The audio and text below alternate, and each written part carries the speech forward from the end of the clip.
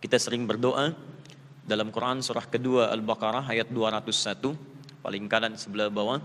Rabbana atina fid dunya hasanah wa fil akhirati hasanah wa qina adzabannar. Ya Allah, anugerahkan segala hal yang terbaik untuk urusan dunia kami. Tapi Anda mesti paham dulu kalimatnya. Dalam bahasa Arab, baik itu bisa banyak. Ada 5 sampai 6 kosakata. Ya, kebaikan pertama disebut dengan kata thayyib namanya. Thayyib itu fisiknya. Jadi kalau ke badan, misal kalau ditanya, maaf, Anda tanya orang Arab, Allah, kaifa haluk? Apa kabar? Dia jawab ana thayyib, artinya fisiknya baik. Ya. Sama dengan mic, kalau saya tanya kaifa haluk mikrofon, ya kan? Nah, kalau ada dengung-dengung dikit, nah itu belum thayyib. Kayak sebut thayyib misalnya, nah itu sudah bagus, baik dia. Jadi kalau orang makan, misal, ya kemudian makanannya membuat dia lebih baik, maka di situ yang disebut kalimatnya menggunakan kata thayyib, bukan yang lain. Turun Quran surah kedua Al-Baqarah ayat 168, paling kanan sebelah bawah. Ketika Allah minta kita mencari makanan, itu detail sekali Quran mengatakan, ya ayyuhan nasu kulu mimma fil ardi halalan thayyiban. Bukan halalan khaira, bukan halalan ma'rufa, tapi halalan thayyiban. Kata Allah, hei manusia, kalau Anda ingin cari makan, silahkan dapatkan dengan cara yang legal dan cari yang baik-baik, yang menyehatkan tubuh Anda. Jadi tidak semua yang Anda sukai mesti Anda makan. Yang kira-kira membuat kita lebih sehat itu yang dikonsumsi. Cukup orang mengambil pesan dari Al-Quran, maka fisiknya bagus di dalam kehidupan. Sehat, nyaman, tentram. Ada yang kedua disebut dengan khair namanya. Khair. Khair itu sifatnya. Jadi kalau tadi fisiknya disebut dengan thayyib, khair sifatnya. Kadang-kadang kan ada yang fisiknya kuat, sehat, tapi sifatnya kurang bagus. Kan ada namanya thayyib, 2 kali puasa, 2 kali lebaran gak pulang-pulang kan. Nah, padahal dia sehat, di rumah dan nunggu-nunggu dia gak pulang kan. Nah, kalau kita ingin tanamkan sifatnya, maka berubah kalimatnya dari kata thayyib jadi kata khair namanya. Turun Quran surah ketiga Ali Imran ayat 110, paling kiri sebelah atas. Ya, kuntum khaira ummah, kuntum khaira ummah. Kalian umat terbaik. Allah memuji kita dengan sifat kita, bukan dengan sekedar fisik kita. Jadi kalau ada, maaf sekali lagi, sifat itu kan lebih kepada nilai-nilai yang menghasilkan sikap. Jujur itu sifat. Sabar sifat, tawadhu itu sifat, rendah hati sifat. Jadi kalau ada orang jujur, kata Quran, kita harus lebih jujur. Karena sifat kita disebut dengan khair, kuntum khaira ummah. Kalian umat yang punya sifat yang terbaik. Kalau ada orang jujur, kita mesti lebih jujur.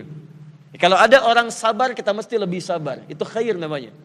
Nah, kalau sifat itu diaktualisasikan dalam bentuk sikap, perbuatan. Jujur itu sifat. Saat ujian Anda jujur, tidak nyontek misalnya untuk mahasiswa. Nah, itu namanya berubah kalimatnya dari khair jadi ma'ruf. Ma'ruf. Jujur itu sifat. Saat Anda bekerja, Anda tidak menerima sogokan. Anda tidak menerima proyek yang tidak jelas misalnya. Jujur itu ma'ruf namanya. Dari khair jadi ma'ruf. Karena itu seringkali di Quran khair disatukan dengan ma'ruf. Supaya konsep kebaikan itu tidak hanya sekedar menjadi konsep tapi jadi aktualisasi dalam kehidupan. Turun Quran surah ketiga Ali Imran ayat 104. Paling kanan di pertengahan. Wal takum minkum ummah yad'una ilal khair wa ya'muruna bil ma'ruf. Khair disatukan dengan ma'ruf. Nah, kemudian maaf. Kalau Anda ingin melakukan satu kebaikan, punya sifat baik, diaktualisasikan dalam jenis kebaikan. Pertanyaan saya, apakah yang bersikap dan sifat baik hanya orang Islam saja atau non-muslim juga? Ini baru pertama saya di sini ya. Kita buat perjanjian. Kalau tidak tahu, cukup katakan wallahu a'lam. Waktu kita agak terbatas ya. Semakin banyak dipikirkan, habis waktu kita. Baik, saya mau tanya, orang baik itu di muka bumi ini, orang Islam saja atau non-muslim juga? Ya, semua berpeluang jadi orang baik. Apa yang dikira yang suka nyumbang orang Islam saja? Ada non-muslim, ada. Yang senyum, non-muslim banyak. Yang memberi bantuan, ada. Tapi persoalannya, bagaimana cara membedakan di sisi Allah subhanahu wa ta'ala nilai kebaikan itu? Apakah menurut Allah baik atau tidak? Maka ada yang keempat. Yang keempat disebut dengan ihsan namanya. Ihsan. Apa itu ihsan? Ihsan itu singkatnya kebaikan yang dikerjakan karena Allah subhanahu wa ta'ala. Konsepnya ada di hadis Muslim. Hadis riwayat Muslim. Nomor hadis yang ke-8. Paling kiri sebelah atas di kitab ini.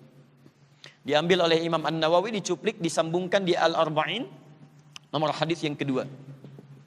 Ketika ditanya tentang ihsan, lihat kalimatnya. an ta'budallaha ka'annaka tarahu fa illam takun tarahu fa innahu yarak. Engkau menjadikan aktivitas yang baik itu sebagai ibadah, bukan cuma baik, tapi ada nilai ibadahnya. Saya beri contoh begini misal, mohon maaf. Ini ada minuman A dengan B. Si A menghidangkan minuman, B menghidangkan minuman. Minumannya gelasnya sama, mereknya bahkan sama, Air TV misal, kan? Baik, volume airnya sama, tutupnya sama, nggak ada beda semuanya, nggak ada beda. Tapi yang pertama, dia niatkan memberi minuman ini bukan karena minumannya, tapi ingin mendapatkan ridha Allah Subhanahu Wa Taala. Dia niatkan sebagai ibadah, bukan sekedar menghilangkan haus. Bagaimana caranya saya berikan Allah ridha dengan pemberian ini? Yang B beda, dia berniat untuk menghilangkan hausnya.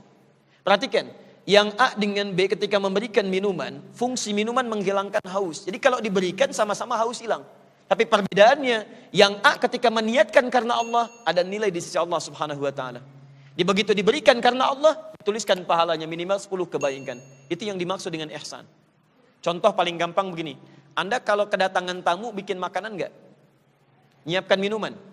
Kenapa? Karena tamu datang.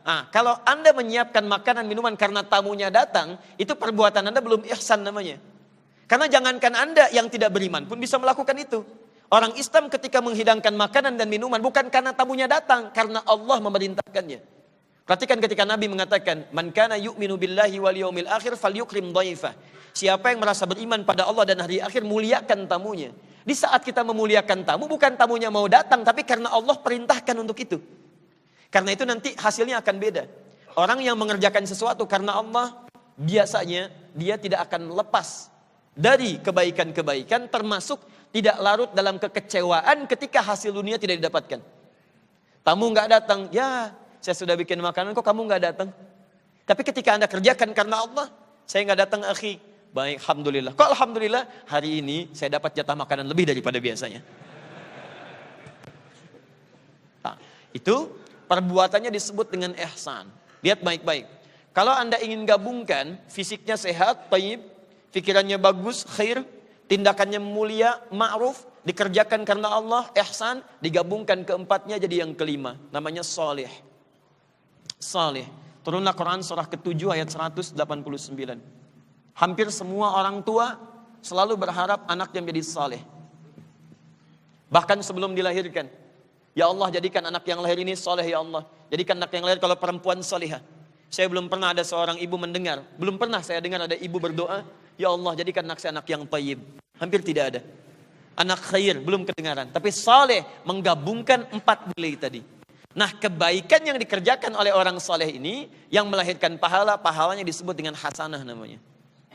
Kebaikan yang menghasilkan nilai-nilai kemuliaan akhirat, namanya hasanah. Di ketika Anda berdoa, Rabbana atina fid dunya hasanah, itu bukan sekedar berdoa Anda supaya jadi orang baik, bukan. Tapi bagaimana caranya kebaikan tadi menghasilkan kemuliaan untuk akhirat Anda.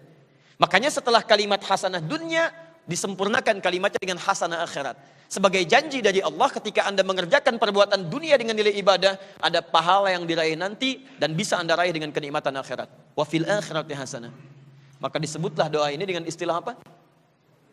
Sapu jagat, luar biasa. Dan cuman Anda yang tahu, orang Arab pun tidak kenal dengan doa sapu jagat. Silakan pergi ke Arab, tanyakan, tahu doa sapu jagat?